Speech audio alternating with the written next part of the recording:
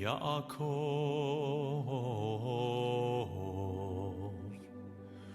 משנתו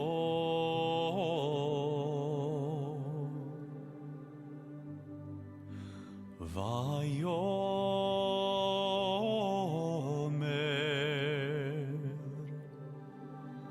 אכן יש אדוני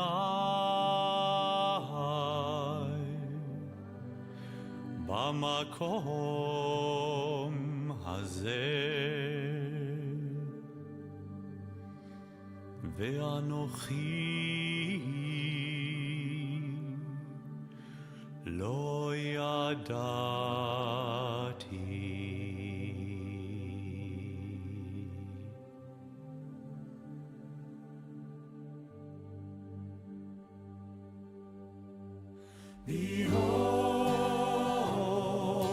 Behold, God is in this place.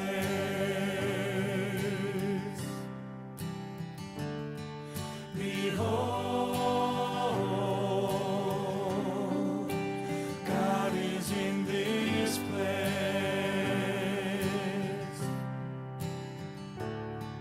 Behold, God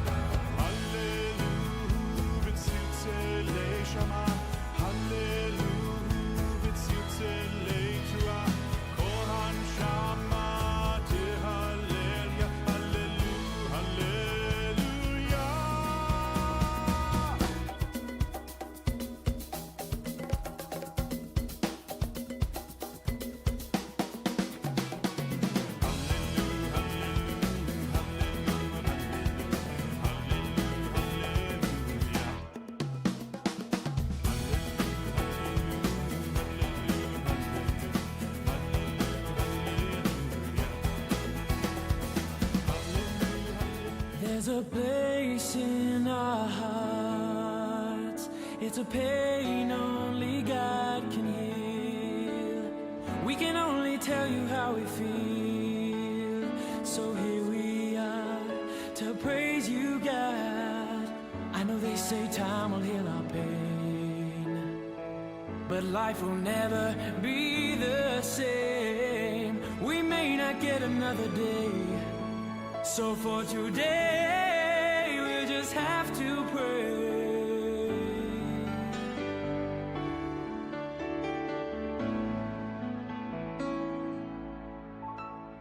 Sing to God and raise your voices now. Sing to God and fill the sky. Let your spirit praise your Maker now. Hallelujah, hallelujah.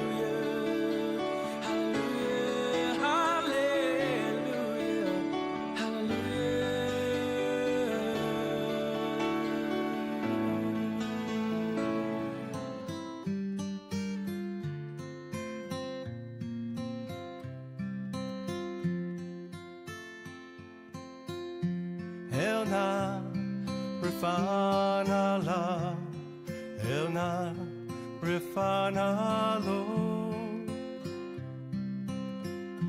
Elna Rifana La Elna Rifana Lo Elna Rifana La Elna Rifana Lo Elna Rifana La Elna Rifana Lo.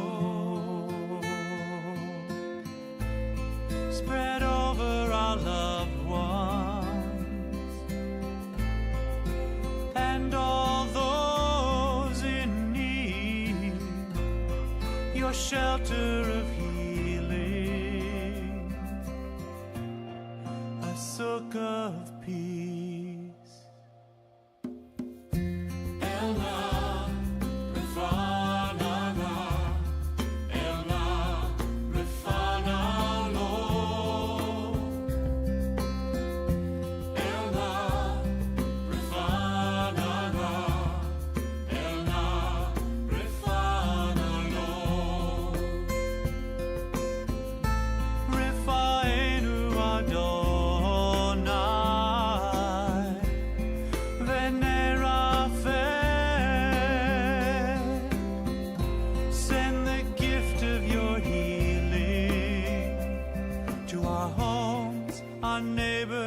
Our loved ones, our family, our friends.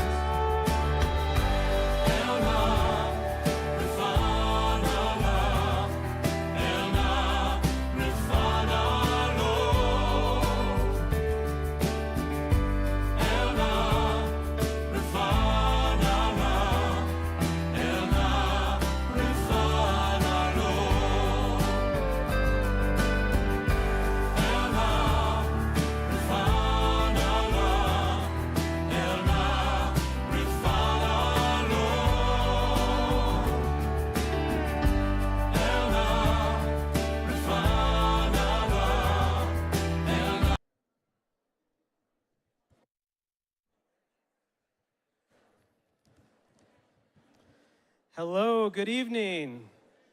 I am so excited that we're finally here today. We've been planning this event for a long, long time. My name is Joe Beagleman. I am the immediate past president here at Temple Israel. And it's actually, thank you. Best job on the executive board. I'm also married to the daughter of an Israeli, the granddaughter of a Holocaust survivor, who married a non-apologetic Zionist who served in the IDF. So I am proud, and frankly had to be, proud of being Jewish and proud of the Jewish people and Israel.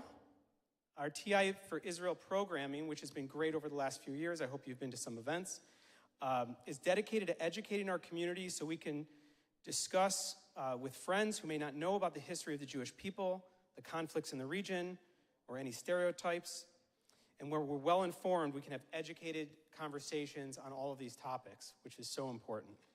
Our programming is designed to celebrate the Israel in Temple Israel. As you can see, there's some QR codes on the screen. As they're talking tonight, if you have any questions, put them in, and we'll sift through all the best questions and ask them at the end. Thank you for coming tonight. I really appreciate that you're all here, especially those from other congregations and outside the Jewish faith. It is so important that when there's an event in our community that we share it with one another.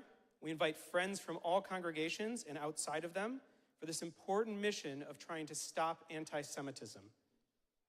Imagine the power in numbers if our community and friends have one strong voice together.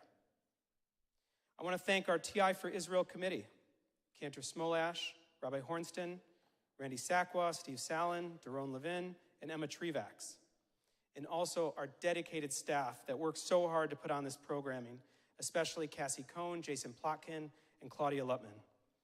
A special thanks to the Miriam of blessed memory, my grandmother-in-law, and Dr. Isaac Barr, my grandfather-in-law, and the Israel Education Fund for sponsoring this event tonight.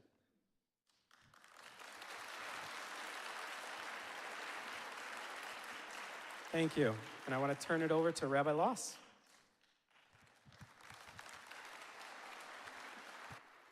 You know what happens, you do know what happens if you applaud a rabbi. He continues on. And so I walked in this evening, I prepared the most incredible introduction I've ever written in a 52-year career. And I turned to these two people. Bari says to me, just tell them I'm the founder and editor of Free Press. And sit down. I said, no, I'm not going to do that. That's absurd. Mitch Albom is the reason that I still pay for the Detroit Free Press. So I'm going to pick, it's fabulous. They are amazing. But I'm going to tell you one thing about, just sit there. I'll get to you eventually. I'm going to tell you one thing about Mitch, and I will tell you one thing about Bari, and then I'm going to actually sit down. What I find most incredible about Mitch is not simply that he is the writer that we all know and the book author that we've been in our hearts and touched us so many different times. What I am most impressed about my friend, Mitch Albom, is the way he takes care of this community through Say Detroit and the way he takes care of Haiti.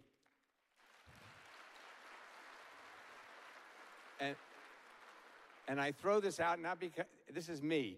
If you want to help the city of Detroit, talk to Mitch because he has ways for you to accomplish that, and he'll be there for a conversation. If you have something you want to give, this is a man who is doing incredible work.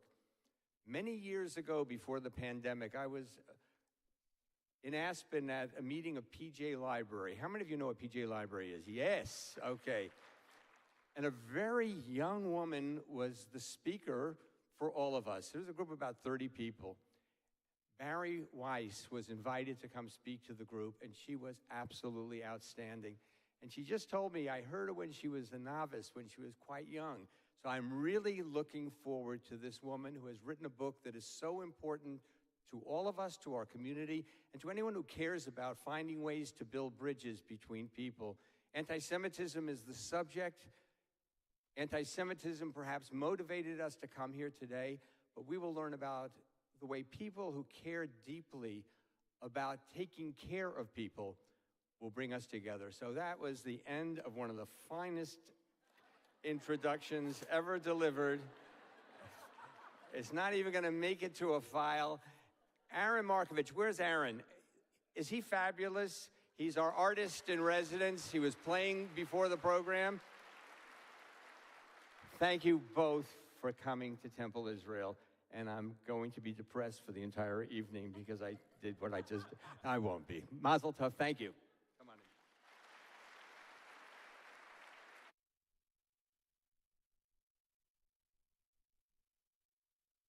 That was a great introduction. Shorter the better, because that'll give us more time to talk to Bari. I'm Mitch Albom of the two of us. And I want to thank you for asking me to do this. I've been thanked by so many people since I walked through the doors here, and I don't know why you would thank me. This is an honor to have an opportunity to talk about this subject, and I'm particularly pleased to have the opportunity to talk to Bari, who I've spoken to only on our radio program, but now I got a chance to meet her in person. At some point, we're going to take some questions, probably in about 40 minutes or so. So as we're talking, if you think of some and want to send them through, please do. Very nice to meet you, Bari Weiss. Thanks for having me. Thanks to all of you for coming. So you and I have many things in common. We're both journalists, we both work for newspapers. I went to Columbia, you went to Columbia, I went to the journalism school, I think you went undergraduate, and we're both Jewish. So let me ask you. Not actually. Oh, okay. Yes, here we have news breaking. Neither one of us are actually Jewish. We're both Catholic, but we thought this was an important subject. So we thought we would bring in the Catholic perspective to the... let me start by asking you, before we get into the broad subject, but did you ever have an encounter, an anti-Semitic encounter when you were younger? Yes. What was it? I was waiting for the school bus to go to my Jewish day school. I have 3 younger sisters. I was there. I was quite young. I think I was in 4th grade, maybe. And I was there with my second sister, who's a redhead. And we would always wait at the corner for the bus to come. And before our bus came one day, there was always a bunch of buses that would go by. And there was a bus full of kids going to the local Catholic school. And they were screaming things out of the window that I had never heard before, like kike and dirty Jew and things of that nature. And I went home just really confused. I had never heard those words before. And I remember very, very clearly that my dad came out the next day to wait with the bus for us, to wait for the bus with us, for that bus to drive by, and went on and talked to the driver. And I was so ashamed, of course. I didn't want him to intervene. I just wanted it to go away. I wanted to keep my head down. But in retrospect, it was like a very, very early lesson for me. My parents were really modeling for me the way we deal with people that are trying to denigrate us. And it is absolutely not by erasing ourselves or keeping our heads down. So anti-Semitism, I've written, is the oldest form of hatred in the world. It goes back, a long, long way. How would you characterize the anti-Semitism that is rife in 2023 as different, perhaps, from 10 years ago, 20 years ago, or when we were kids? Yeah, I think the kind of anti-Semitism that most Jews in the West are most familiar with is the kind of anti-Semitism that took over Europe, right? It's the kind of anti-Semitism that announces itself, that says that Jews are dirty, Jews are the parasites of society, that is reminiscent of what we think of when we think of Hitler and what we think of the Nazis. And that is certainly the kind of anti-Semitism that I was taught to sort of have a nose for as a child. That was what we were taught in school. That was what I encountered, in that moment and then in other later moments. And then, of course, that was the kind of anti-Semitism that motivated Robert Bowers, a neo-Nazi, to walk into Tree of Life, the synagogue where I became a bat mitzvah, and to murder 11 Jews in what was the most anti-Semitic attack in Jewish history. Sorry, in American history. Certainly not Jewish history. So that's one kind of anti-Semitism. And the comfort with that kind of anti-Semitism, if you can even say such a thing, is that it doesn't pretend to be what it isn't. It says what it is. It announces itself. And while it is much more lethal than the other kind of anti-Semitism I'll talk about in a second, there's no debate we need to have amongst each other or amongst bystanders about what that is. We all know what that is. And we all know that that is morally wrong. We don't need to have a Talmudic debate about it. Then there is another kind of anti-Semitism. And this is the kind of anti-Semitism that cloaks itself in language that I would argue is not just a siren song to progressive ears or liberal ears, but is a particular siren song to Jewish American ears. And that is the kind of anti-Semitism that cloaks itself in the language of progress, in the language of social justice, in the language of equity and inclusion and diversity. And because it does that, I think it has caught a lot of Jews, especially a lot of liberal and progressive Jews, and I imagine there are many, the majority of you in this room who identify that way. It has caught us incredibly off guard. And this is the kind of anti-Semitism that doesn't say, you're a Jew, I'm gonna kill you. It says, if you wanna be a part of the good people, if you wanna be accepted into the group that sees itself as being on the right side of history, if you wanna be a good progressive, you can do that. You just need to do this increasingly long laundry list of things that will prove to us that you're acceptable. So, I'm old now, but thank you, Rabbi, for saying I was once young. I'm not anymore. So I was in college like 15 years ago, and back then, okay, fine, for this room, I'm young. Thank God. I'd speak a lot on college campuses, and let me tell you, that's how I know I'm old.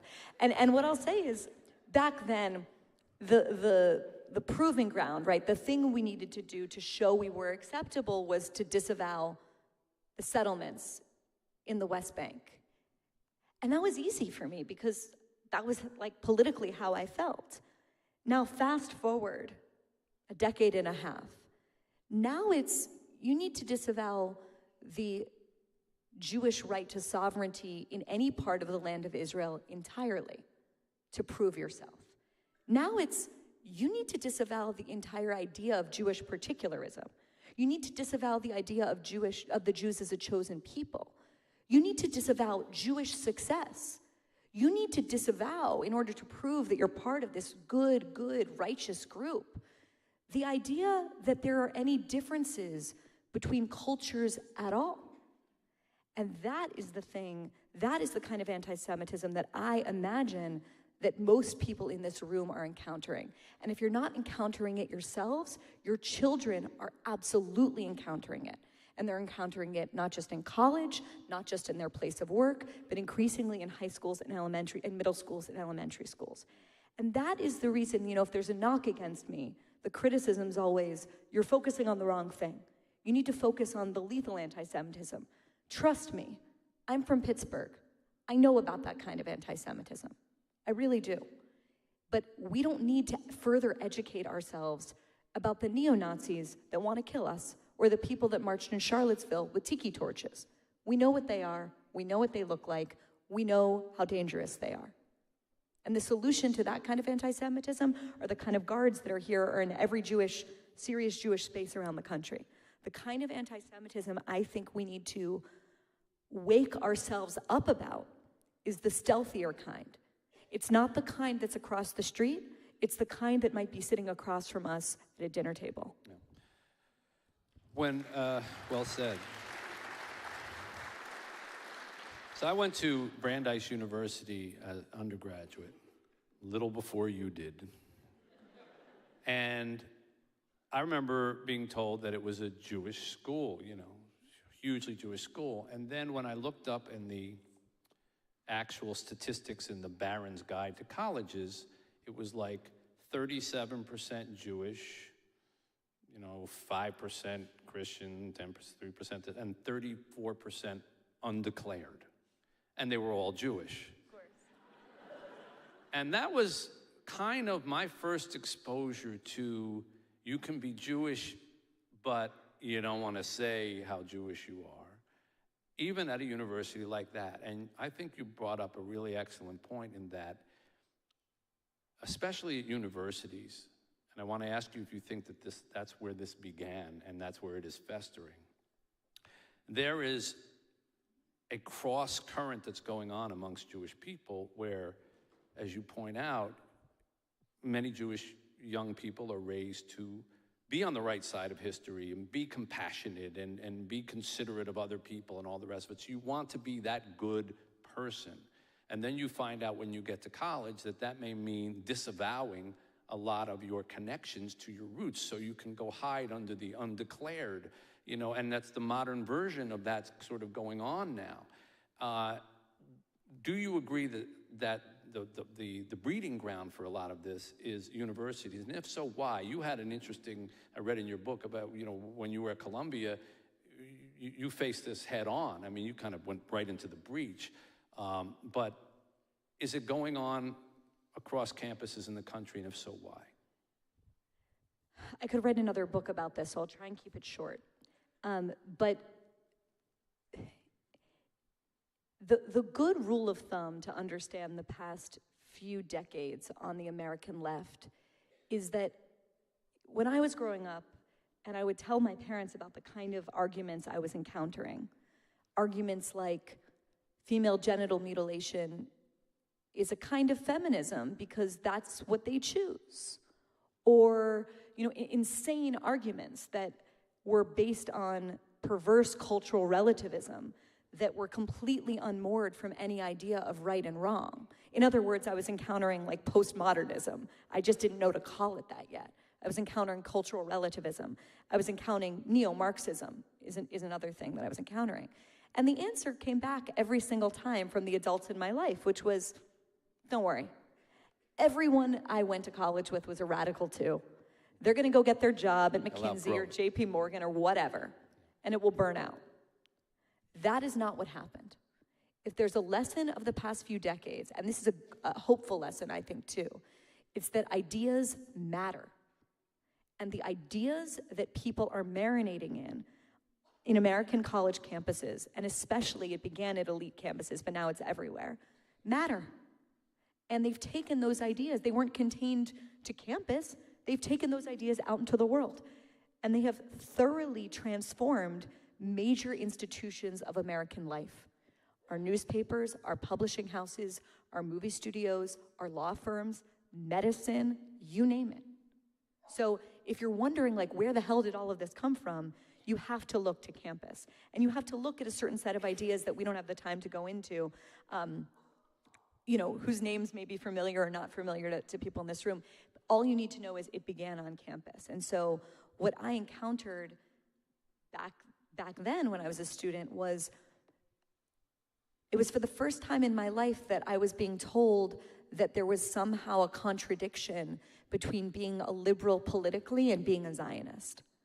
It was the first time I was encountering the idea that, there were no differences between cultures and all cultures are equally the same, and to suggest differently was bigotry.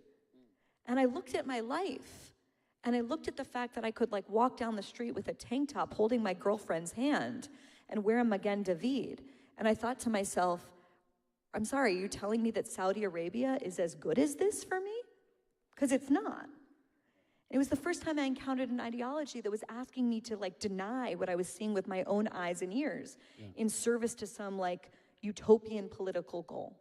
Yeah, and to that end, I want to ask you when you feel that, you're a little younger than I am, but I think when you were growing up, and certainly when I was growing up, when the question came of Israel here in America, there were people who may have felt certain things about Jews or about Israel, but you didn't often run into people in America when we were younger who said, I'm going to take the Arab side.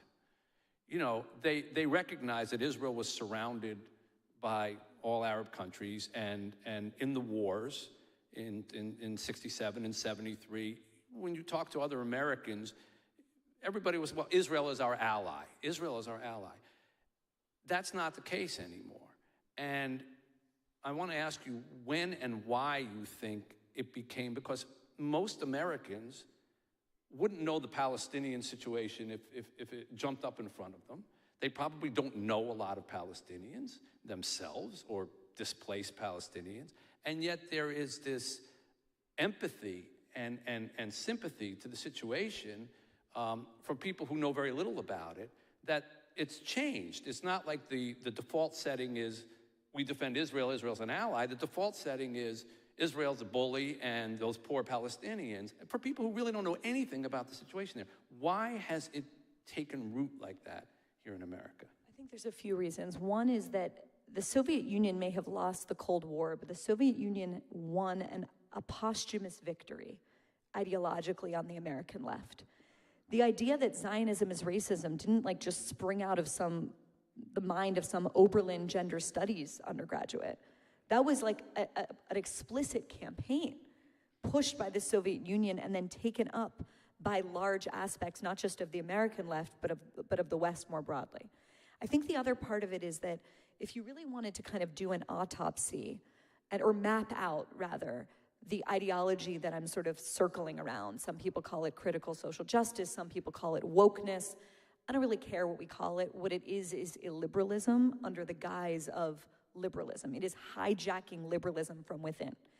And this ideology contends that victimhood confers morality, that there is something sacred about being a victim. And therefore, it pits groups sort of against each other to try and claim victimhood status. Now, we can argue about why it is that, the Jews, of all people, have not been conferred with that when status. When do we lose the victimhood status? We're 10-0 in that department. Exactly. And yet somehow it has come to pass that we are not just white people, but like uber white people. We're privileged, we're successful. It goes back to what I was saying before about disavow. Why do we need to disavow those things? We need to disavow those things to prove our victim status, because that puts us on the good side of the ledger. And I think that any ideology that suggests that some groups are deemed, whether it's us or anyone else, right? Like, I think the Jewish game to try and get back the victim status, the Jewish game to try and get ourselves in the right place in that sort of new caste system, I think that's a loser's game.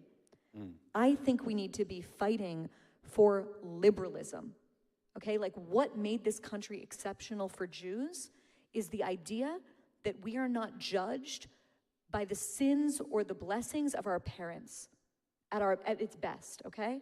Despite our horrible history with racism in this country. At its best, what this country is about is we judge people based on their character, based on their merits, based on their deed, not based on the racial or gender or class lane that they're born into. And this ideology is trying to drag us back into the mean of history. It is trying to re-tribalize us. And that is fundamentally a dangerous project for us, even if we believe that we can master the game for the next decade or so. Well, so that's an interesting equation that you've just set up, because certainly we live in a country now where identity and identity politics rule, and the louder it seems you can insist on your identity and insist that everyone else is against you because of that identity, the more sway you seem to have, and the more people seem to go, okay, yes, we need to cater to that. So in that regard, do you feel that Jewish people in America, being critical, are sometimes their own worst enemies because they do not stand up for themselves? There is a part of the Jewish American experience that just says, don't even say we're Jewish. Our name isn't, they don't know, our name doesn't have a steen at the end of it or whatever, so let's just lay low. And we don't stand up for ourselves. We don't fight back every time that there is the slightest injustice or slightest slur. We tend to sort of say, well, I guess we're supposed to take it. So are we ourselves furthering the problem by not being vocal? Because you're saying, well, don't play the game of being a victim, so how do you do it both ways? Well, you tell the truth. So I think there's a few things going on. The first thing is, I guess what I was saying before, just to clarify, is I don't think we should engage in like the victimhood Olympics, which I think is an understandable reaction to the feeling of like, wait, we should count too, that's happening. I really believe we need to anchor down in liberalism, which I can go deeper into. As to the question of what should our response be and like, what are we doing? I think there's a few things going on. I think the first thing is that it's very, very hard for Jews, the American Jewish community, the most exceptional diaspora Jewish community in all of Jewish history, the most blessed and privileged Jews ever. It's hard for us to imagine that the very institutions that elevated us and that made our lives possible could have turned on us. I think that's a very hard thing for people to reckon with. I think the second thing that's happening is, it's not unique to the Jews, it's everybody, do you worship your country club or your child's ability to get into an Ivy League school more than you worship God? For many people, and this is not a knock against the Jewish community in particular, for many people, the answer to that will be yes. The answer to that will be, it is more important for me to hang on to prestige, to hang on to comfort, to hang on to, being invited to the right parties, than it is to have some amount of discomfort. And I think that's a very real thing that people need to look in the mirror and take a real account with themselves about. And I think the last thing is that there is an unbelievable epidemic of cowardice, not just in our community, but I would say more broadly in the country right now. And there's very good reason for it, right? We're living through a technological revolution that I don't think many people have fully understood, in which everything we do forever, every utterance, everything we put on TikTok, everything, it's recorded and captured forever. And then we're held to account from the thing we sang along to when we were in 7th grade. I mean, this is a real story about like this cheerleading girl who got her college admissions rescinded. And so I think that people are acting way more cautiously, with way less courage, with way less bravery, and with way less risk-taking. And I think that's something that we also need to, that also accounts for what you're talking about. I want to ask you in a minute about that and journalism today and the New York Times experience that you went through and all the rest of it. But to finish up on this, interestingly, and I still cover sports, and there have been a number of incidents in sports, anti-Semitic incidents in sports, that have involved African-American players saying things about Jews. And there was a Dave Chappelle thing on Saturday Night Live. It's a very interesting relationship between the African-American experience and the Jewish-American experience. And I think at its best, there are so many similarities that we ought to be two of the tightest groups in America. And yet there are many instances, Louis Farrakhan and other, where there's a lot of friction between the two communities. Talk about the relationship between those two communities, both aggrieved, and where you think that's going. I mean, I grew up, burned into my memory is, I'm sure you guys have all seen this image, is the image of, Dr. Martin Luther King Jr. walking with Abraham Joshua Heschel. How many people know that image, right? Like, that was what I grew up on. I grew up so proud of the relationship between our two communities. So, every year at my Seder, we would read, about Harriet Tubman. We read this incredible letter by Frederick Douglass about Harriet Tubman and calling her Moses, and the way that the Jewish story and the Jewish story of the Exodus inspired the civil rights movement. Like, that's what I grew up on. And I think a lot of people in this room did, and a lot of people in this room are nostalgic for it.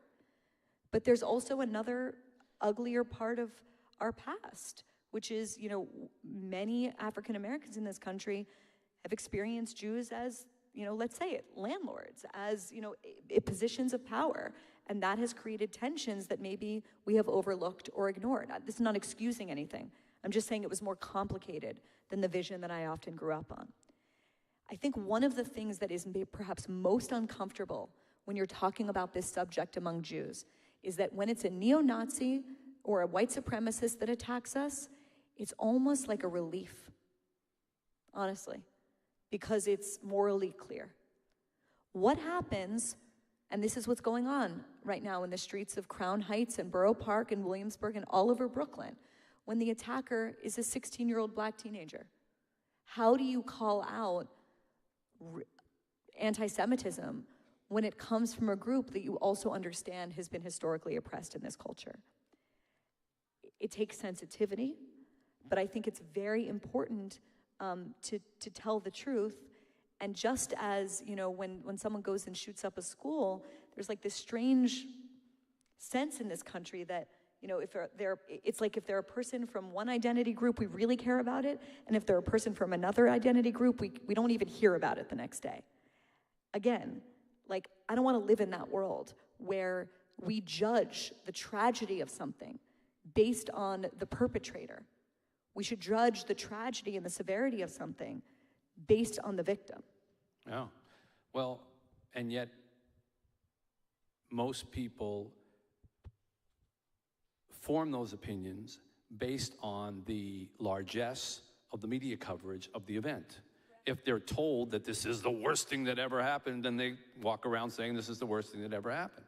And I you know, it wasn't a Jewish incident, but the incident in Nashville where the Christian school and the kids were killed, I watched that, and I'm curious about your reaction from a journalistic point of view, because we're both been in journalism for a long time, and I kind of measure, I can kind of have a feel for, you know, almost if it was a VU meter, you know, how far is it? And it's like, well, that disappeared after 24 hours.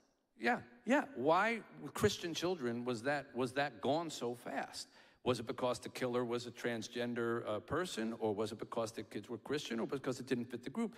So how much of the way that people react is a reflection of how knee-jerk the coverage is by institutions that we work for? Oh, I think this is a huge part of it, because again, if it fits into the right boxes, you know how the story goes. What happens when it defies the boxes? The Nashville example was a perfect example of that. The shooter was not a Christian fundamentalist. The shooter was probably a very mentally ill person that identified as trans. And that immediately went away. And that's because what sells or let's just say, what many proprietors of these news organizations believe sells, or what many people who work in the newsroom want to tell, is the morally convenient story. I personally believe that readers and listeners are deeply sophisticated, and we should treat them like adults, and they'll appreciate a more morally nebulous story. Not that there's anything morally nebulous about shooting children, which is what happened. Right. And I find it like a really sick sign of where we are as a culture, that again, we wait until we find out the identity of the I can tell you exactly, like paint by numbers, what the coverage will be simply based on that one single fact. To say, everyone remembers that, you know, it's really, really incredible. But I encountered it myself at the New York Times. When I went home after the massacre in Pittsburgh to write about it, those were stories that were really celebrated. I mean, you know what I mean? They sent the Pulitzer Prize winning photographer. That was a story that was clear. When I filed a story about a year later, and it was a good column, so it's not that it was bad and they decided not to run it, but it was about, and maybe you guys will remember this, there was a Hanukkah in like 2019 that was very, very violent. There was an attack on a kosher supermarket in Jersey City. There was a machete attack in Muncie, New York, about an hour north of Midtown. It was like every night there was something. And I wrote about it, and it didn't run. And my bosses called me into the office and they said, essentially, we can't run it because of the uncomfortable fact of who these shooters were.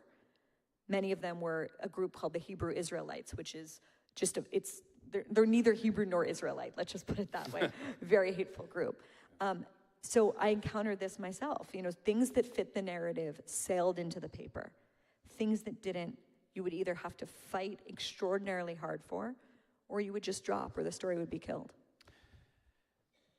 What you're saying breaks my heart, largely because it's true, and because I remember when I went to Columbia Journalism School, and you know, the first day, Osborne Elliott, who was, I think, the editor of Newsweek at the time, talked about what it meant to be a journalist, and it didn't have anything to do with anything that you just said.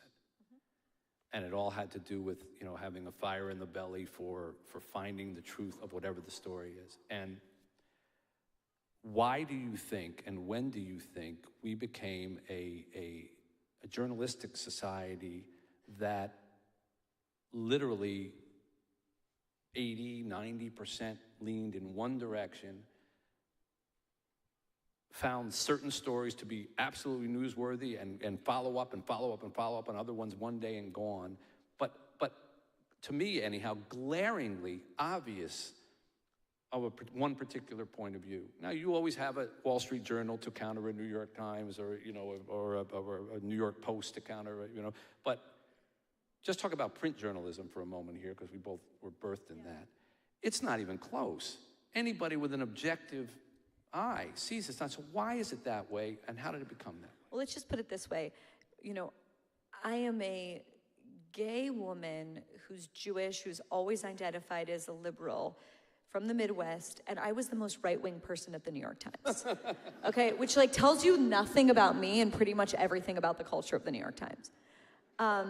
Really, I was like looked to for like, what's the conservative viewpoint? I'm like, guys, you know, like, So, look, I think two things happened. I think sometimes, you know, my dad's a conservative, and I think sometimes he and maybe people like him like to imagine like people conspiring in a room to think about, no, it's not like that, as you know. I think two key things happened. First, journalism used to be a blue-collar enterprise, okay? This is very important.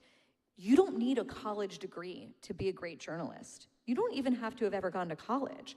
You need to be curious about the world and tell a really good story and have a lot of chutzpah and be willing to work really hard.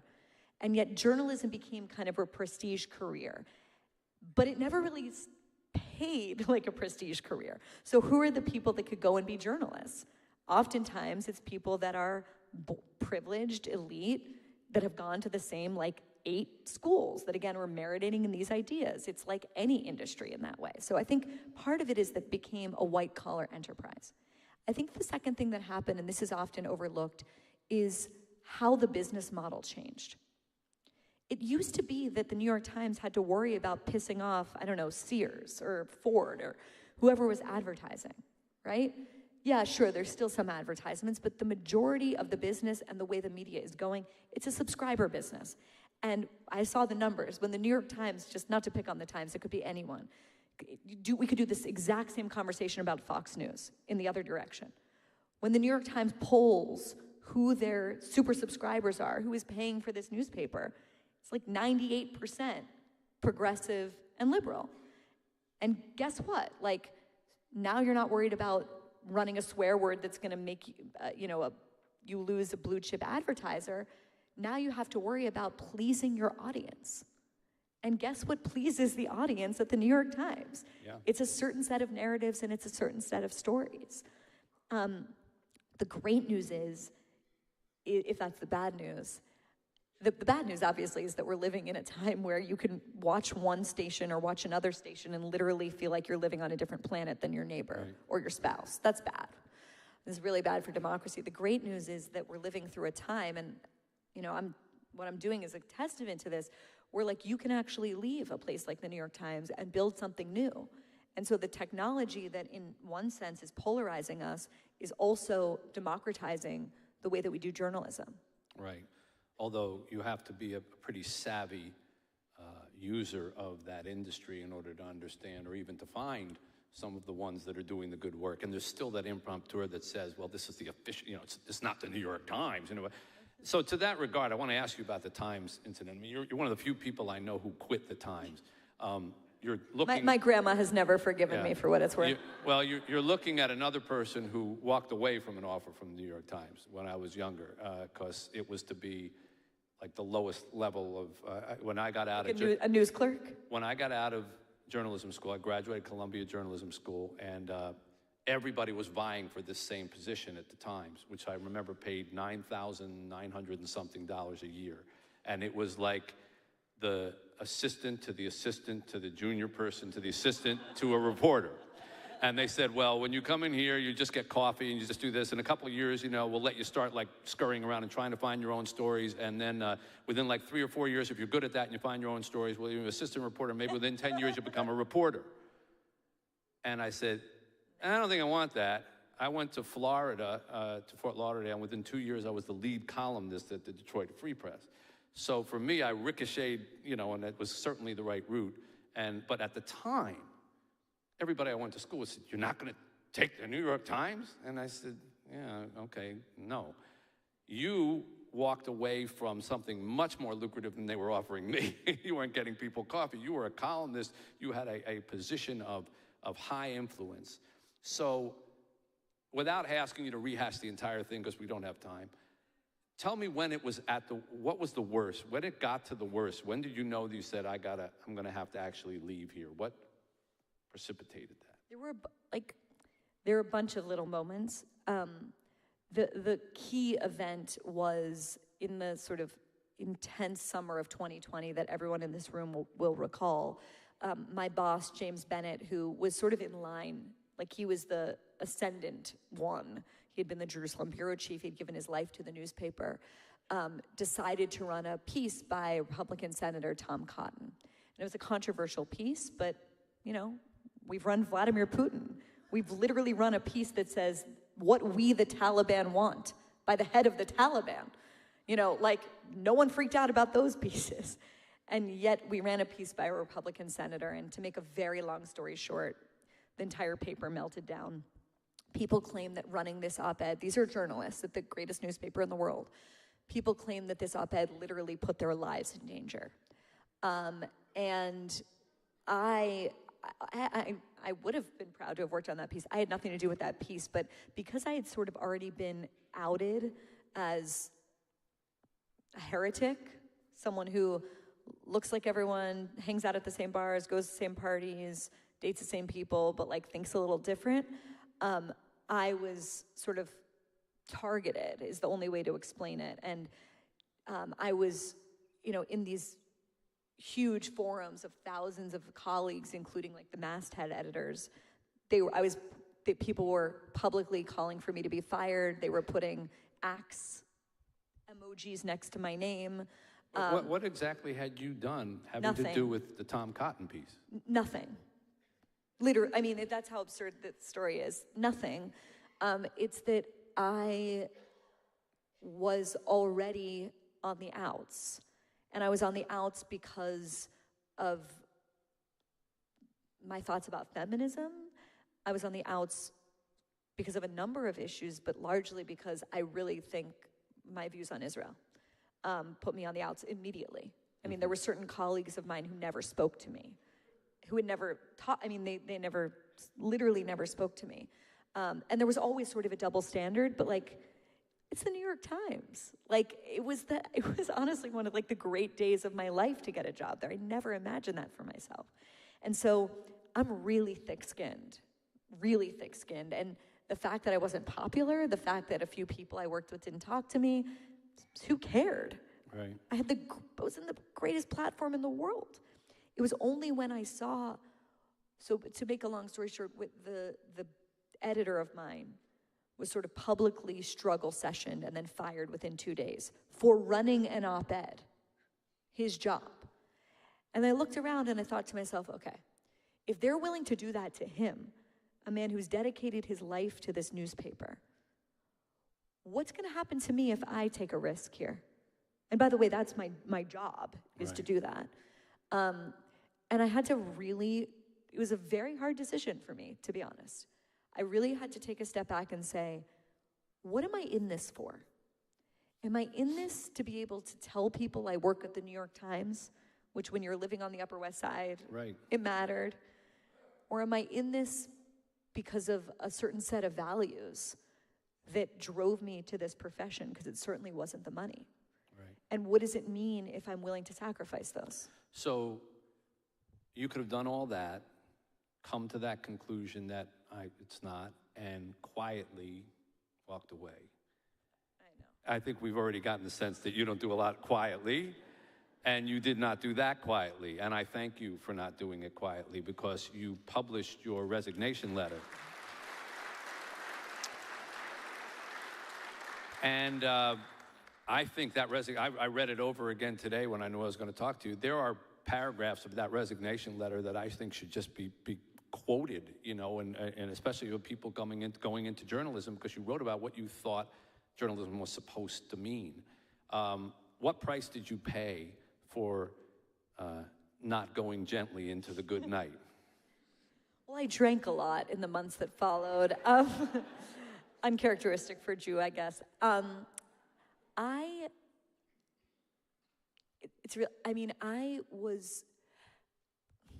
The only analogy I have for this was like, I had never run a mile in my life. I'm not an athletic person. And I decided I really wanted to get in shape. This was like a decade ago, not anymore. And the way I did it was I told everyone in my life I was running the New York City Marathon. I had never run a block. And then I ran the New York City Marathon.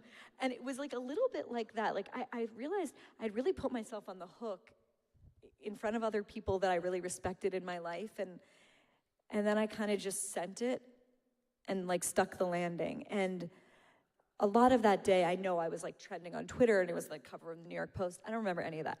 I remember 2 calls from that day, voicemails.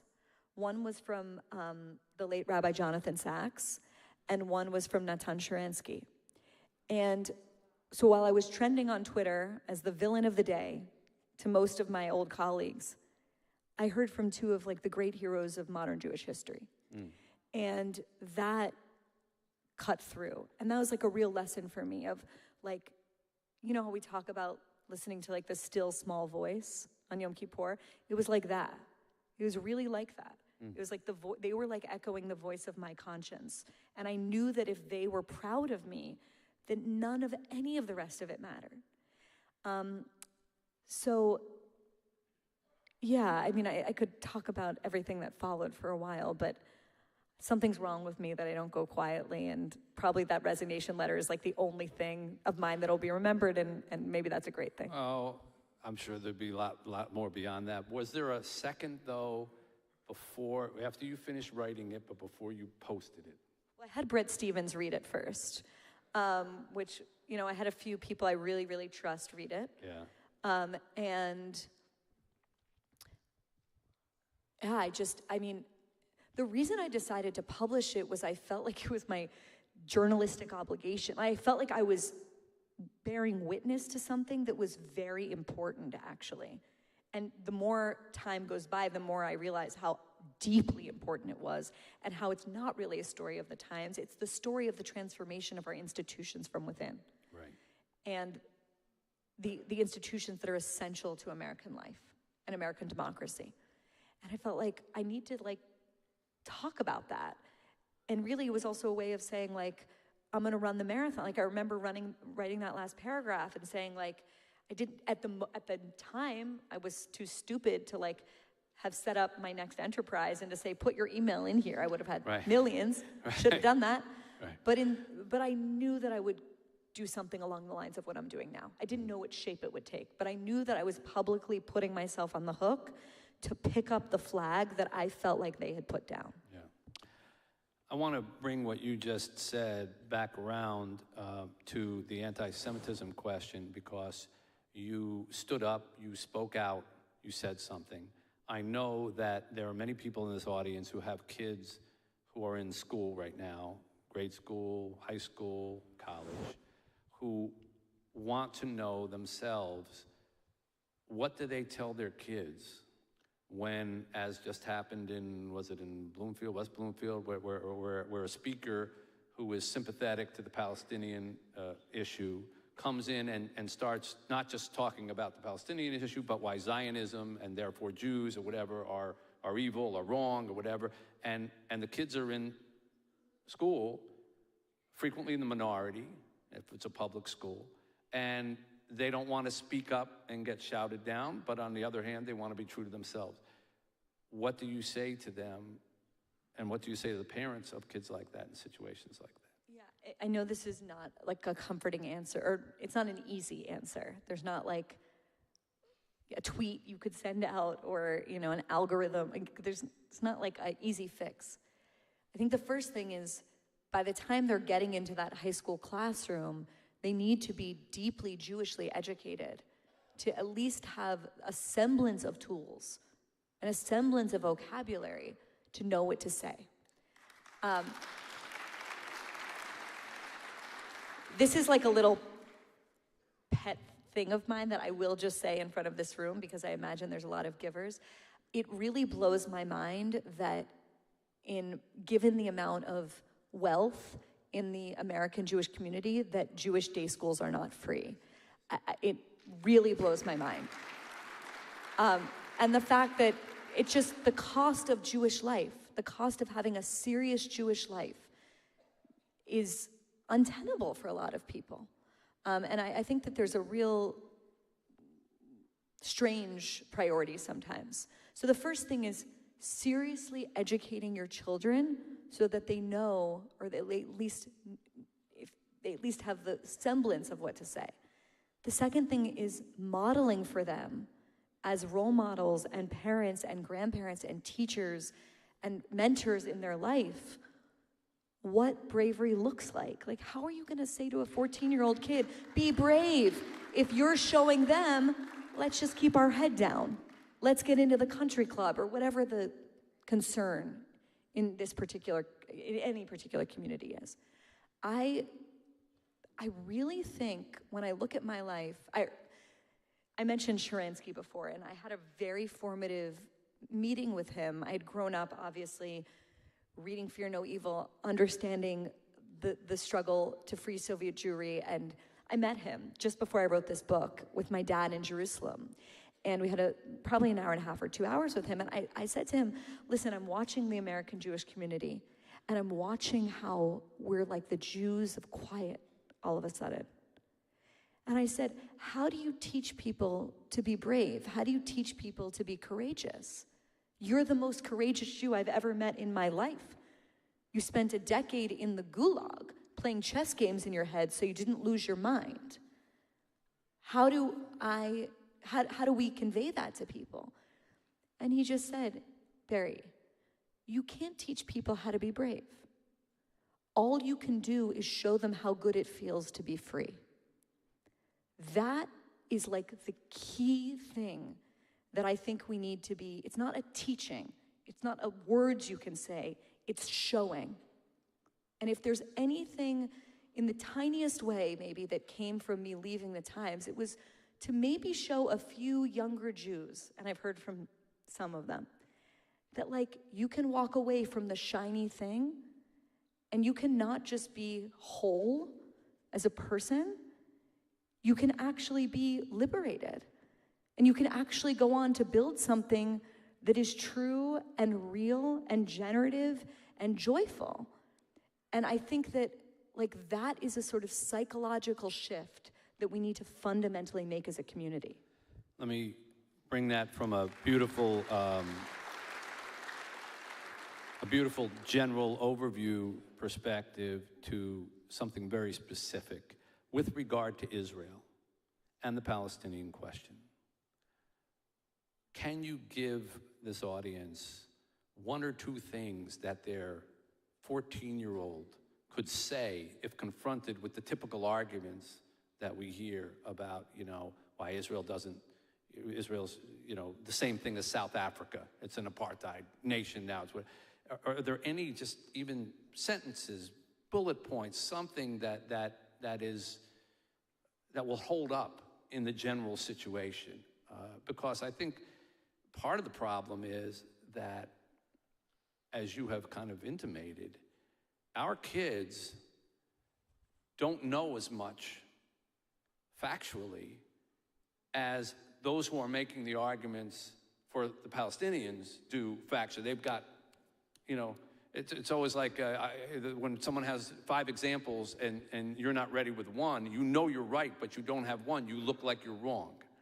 So are there a couple of points that if you find yourself in that argument, I think you're going to do it at a much higher academic level than a 14-year-old, but still, what are they? What do you come back with when faced with the typical anti-Zionist / anti-Semitic arguments about Israel? Well, there's a few things that I'd recommend, and then I'll try and do a few bullets. Who here reads Tablet magazine? Okay, it should be everyone in this room. Tablet magazine is the most important, other than Times of Israel, which I also love. Tablet magazine is the most important Jewish publication in America, period. I would really suggest going and looking up the pieces that have been published there by Mati Friedman, the wonderful Israeli author. His most recent book is about Leonard Cohen. And Tablet also just recently put out a volume about Zionism pegged to Israel's 75th birthday. So that's probably where I'd begin. There's also myths, and there's a zillion books aimed at that audience. The first thing I would probably say is to talk about like the aperture. I know that's like a fancy word. Maybe a 14-year-old wouldn't use that. Yeah, 24-year-olds won't use it either. Like, it's true. If you're looking only like this, you're going to get one picture of the situation, right? If you're only looking at what's going on in the West Bank, you're going to get a certain view of the situation, as anyone that's been there will tell you or reported on it. But if you pull out the aperture, and these are like just some basic facts, and you talk about the size of Israel, and you talk about, you know, Jewish presence in the land of Israel, and you talk about the fact that Israel is literally surrounded by enemies, and you talk about the fact that, don't you believe that the Tibetan people are worthy of their state? Don't you believe in the sovereignty of people who are entitled to a state? Don't you believe that the Palestinians deserve a state? That's maybe where I'd begin. Well, why shouldn't the Jewish people deserve a state? If you believe that the Palestinian people deserve a state, and I do, why don't the Jewish people deserve a state? That's often a good place to begin. I could do like bullets all night. Go do two more. I'm just thinking of the parents in the room. They go home with the one, and then the kid says, you know, well, what else? What if that doesn't work? And they say, I don't know, Mitch Albom forgot to ask Bari Weiss for number 2 and number 3. So just 2 and 3, and then we'll move on. Let's come back to it, because Okay. I promise I'll end with it. I'll come back to it. Well, there are a number of questions that, I mean, we'll never get to all of these, but let me pose some of these to you here right now that have come from the audience. So, one, in the past 10 years, the Democratic Party has been accused of becoming increasingly pro-Palestinian or much more anti-Israel. Similar claims are being made against the Congressional Black Caucus. In your opinion, is this true? If so, what should be done about it? I'm not as familiar specifically with the Congressional Black Caucus. The idea that the Democrats are moving on Israel is as true as the fact that, well, I don't know, what color is this? Green, teal? I don't know. Of course that's true. Of course that's true. Now, the question about, like, whose fault that is, I think that's a really interesting conversation, because I think that, you know, 10 years ago, Israel was a bipartisan issue.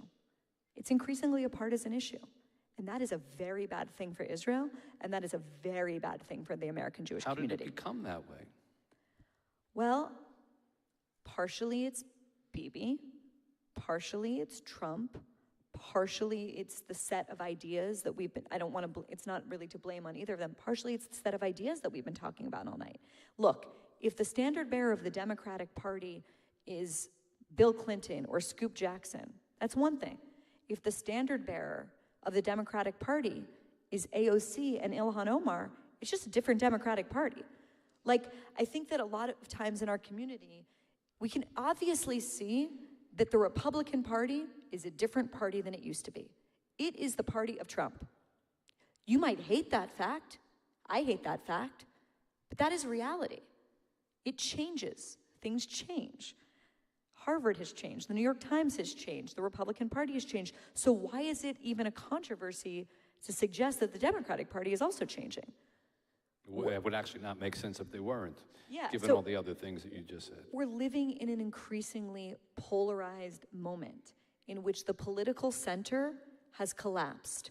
The reason it feels so uncomfortable politically to be a Jew in America right now is because the center is a very good place for us. For a variety of historical reasons, by the way. And right now, we feel like we have to choose. Do we choose, like, our belief in gay marriage, our belief in, you know, solving income inequality? Do we believe all of our social issues that we have long stood for? Or do we choose the Republicans who support Israel? Let's be crude about it. That's how a lot of people feel. And that is a really bum choice, isn't it? You know, it's a really uncomfortable, bad place to be. But what use is it to, like, not be honest about it? That's how a lot of people feel. Yeah. And I think that's just increasingly the reality. And the question, of course, becomes, how can we support movements and candidates and people that give us a better option? That's probably a prescription for American politics, period. But that's a different discussion and a different night. But Israel and the Jews are the litmus test, right? Like, the fact that we feel homeless tells you a lot about, like, where the country is going, period. Along those lines, there's a question here that says, your description of Jews today as the most blessed and comfortable in history made me think of the Jews in Germany. They were so comfortable, they prioritized their sense of safety and wealth and refused to see what was happening. should we wake up our community to see the parallels? And I guess, you know, the subtext of that is the never again actually possible again. There's an incredible book that, Mitch, I imagine you've read, that if those in this room have not read it, I can send my reading list after this. The Pity of It All. We were talking about this before. This is an unbelievable book about, who here has read it other than Daron? Okay. Read this book. It's about the Jews of Germany before the war, and you will read it and the hair on the back of your neck will stand up. And that's not because I believe that Nazism's on the rise, no. It's because it's a reminder that you can feel completely secure, completely comfortable, the creme de la creme, and the whole world can come tumbling down. I don't know what that will look like in America, and I really was raised on like twin faiths in a way of Judaism and Americanism. Like, America is exceptional in history. It's not just exceptional for the Jews, it's exceptional for all people. And I cling to that faith. I really do. But as America becomes sort of unmoored from some of its core values, the core things that make it exceptional, should we be so surprised that our position is shifting? That our position in the world is shifting, that our relationship toward each other as Americans is shifting. Look, if there's one rule of Jewish history, it's that everything changes. And I think that one of the things that, you know, is really hard, I'll say, for my grandma's generation to accept, or even my parents, is that America could change too. And, you know, a little bit, I think the hard moment that we're in, my generation and younger and everyone in this room, is like recovering our instinct for danger. That America, in all of its blessings, I think allowed us to forget. And whether it was Pittsburgh or Poway or Jersey City or whatever that woke you up to that, I think it is time that we wake up to that. Yeah. I think one of the things as a journalist that is a often underappreciated blessing is that if you get to travel for your job or you get to cover situations in certain places, you get to see firsthand different life. I go to Haiti every month for the last 13 and a half years. Last week, our kids at our orphanage were locked upstairs on the highest floor with couches and chairs pushed up against the doors as they were calling me saying there's gang members on our property, and they were worried about being shot. And this is what we deal with every month that we're there, with security guards and whatever. And as soon as you see that or experience it firsthand, you're able to come back to a situation like this and say you cannot take this for granted. You cannot assume that this is always going to be like this, because just over there is a thing where it's not. And it's not that far away. And even though it's a different culture and a different, but once you see it for real, as you say, once you experience Tree of Life synagogue situation, then it's a whole other thing. You've experienced it, you've felt it, you've seen it, and it's in your head, and you can't get it out of your head, that it could possibly happen to you. But there aren't enough of us who have been that uncomfortable. And if we're not made that uncomfortable, we tend not to act. And, you know, that's the pity of it all, I suppose, is you know, because you can see it coming if you just look around. That brings me to one here that I think is kind of interesting. In your book, in the last chapter, How to Fight, you recommend making alliances. How is this possible when many progressive organizations are increasingly pushing Jews out of circles unless we check our Zionism at the door? So the subset question of that is, you know, are Jews in America going to have to make a choice between being supportive of Israel or being, you know, or being Jewish without Israel? Like, just accept me as a Jewish. I'll drop the Israel part, you know, I'll drop that from my platform as long as you accept me as a Jew here. Do we have to make that kind of a choice? Well, it won't end there. That's the thing. So there are a lot of young Jews that are making that choice right now. And they think that that will be sufficient. And if Jewish history teaches us anything, it won't be sufficient. So don't believe for a second that that bargain will save you. And I think I think I'm thinking for some reason right now about, I know we're coming on Shavuot, but about the Purim story. And, you know, the famous line where Mordecai comes to Esther and says, you know, Haman's going to kill the Jews.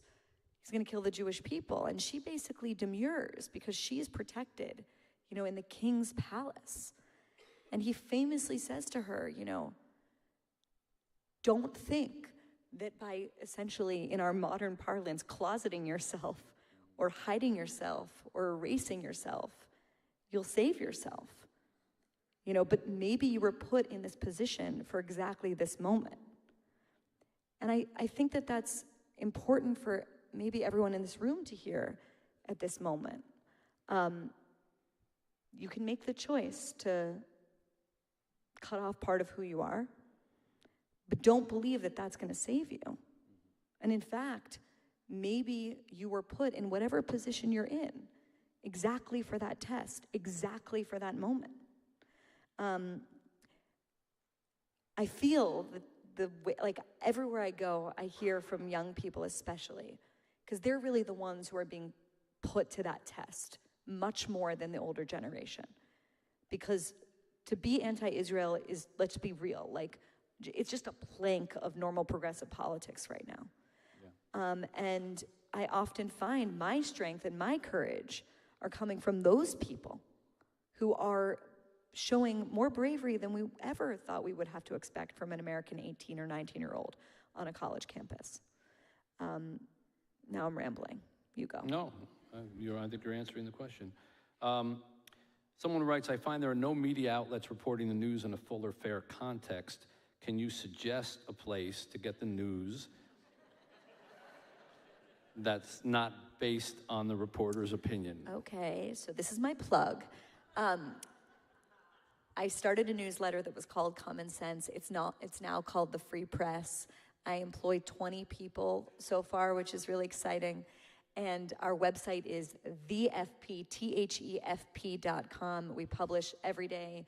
We break new, we're doing really great things. And we have 2 podcasts, honestly, where you can listen to conversations that we think are pretty spectacular. We've had on everyone from Kim Kardashian to Bibi Netanyahu. I don't think there's any other podcast that can claim that.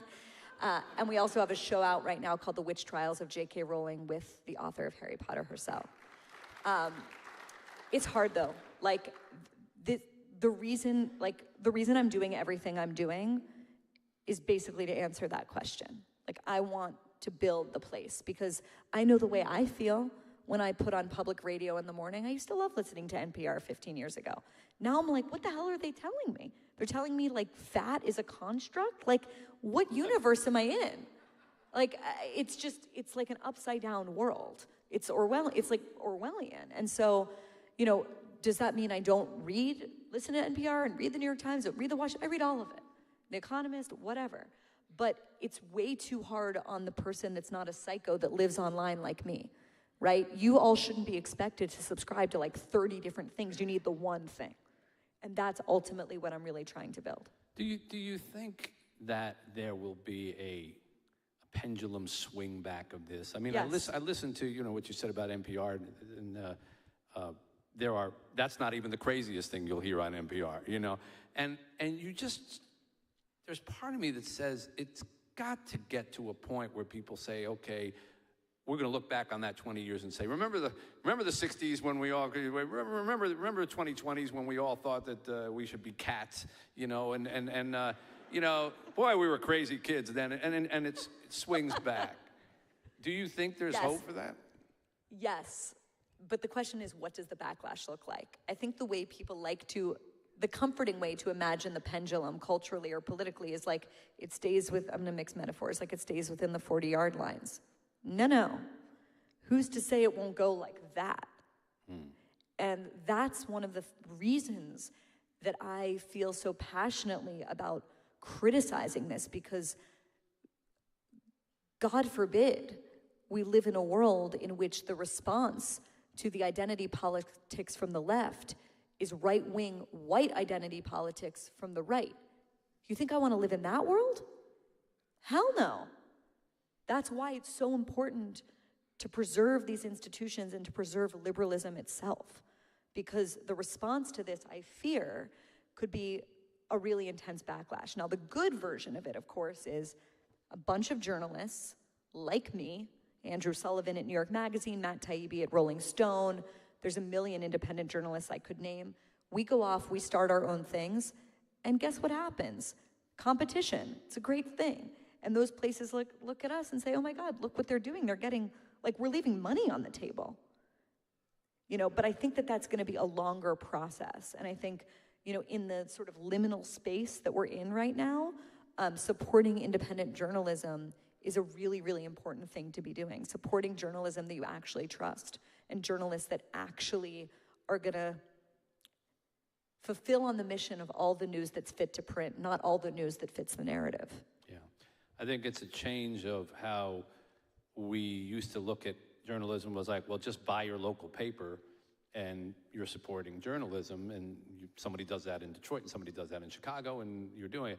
And now it's going to be much more like find the journalism that you believe in and support that financially, because otherwise it's going to die down and all you're going to have left is your local paper, which may have taken a turn to something you don't recognize. This is we just have time for one more here, I think.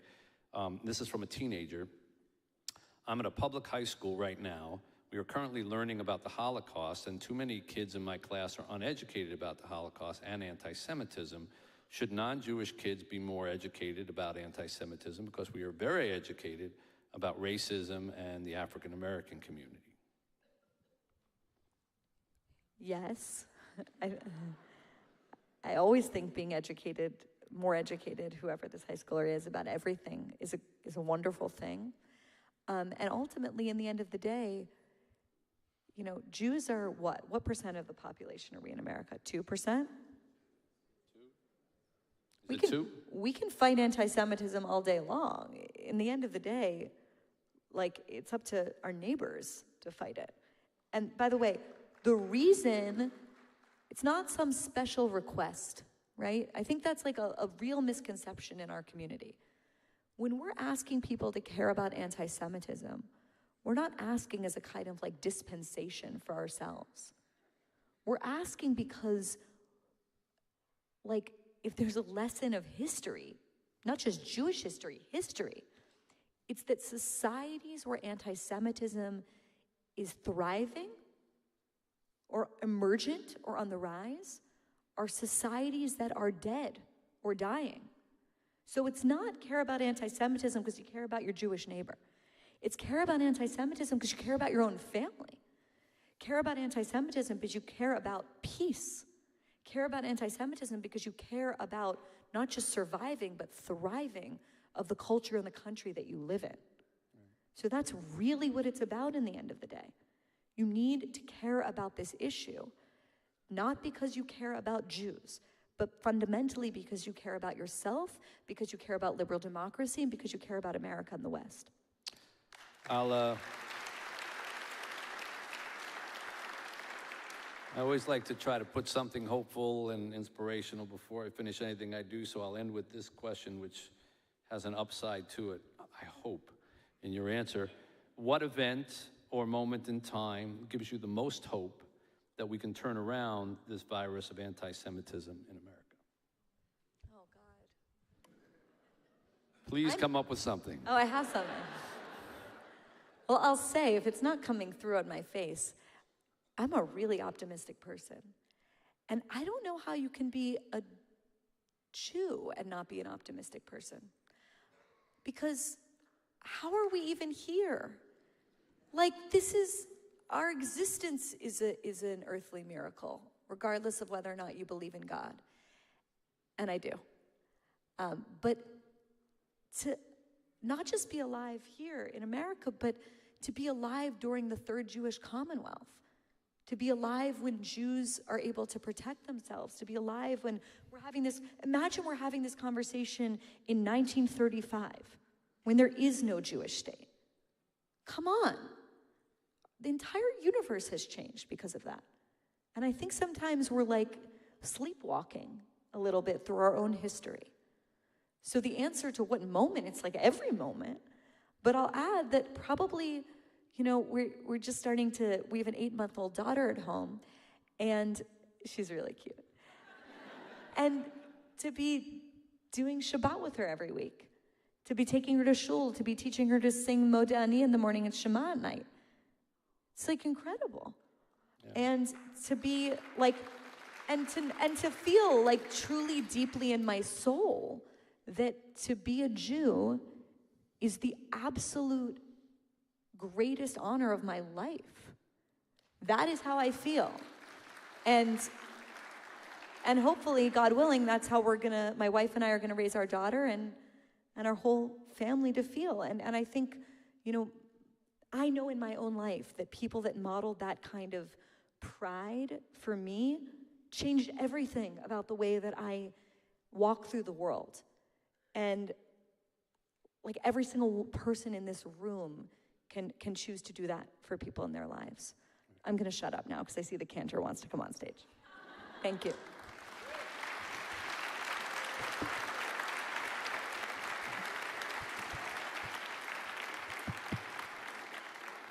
Thank you to Mitch Albom and Bari Weiss for this really inspiring, illuminating, fascinating conversation.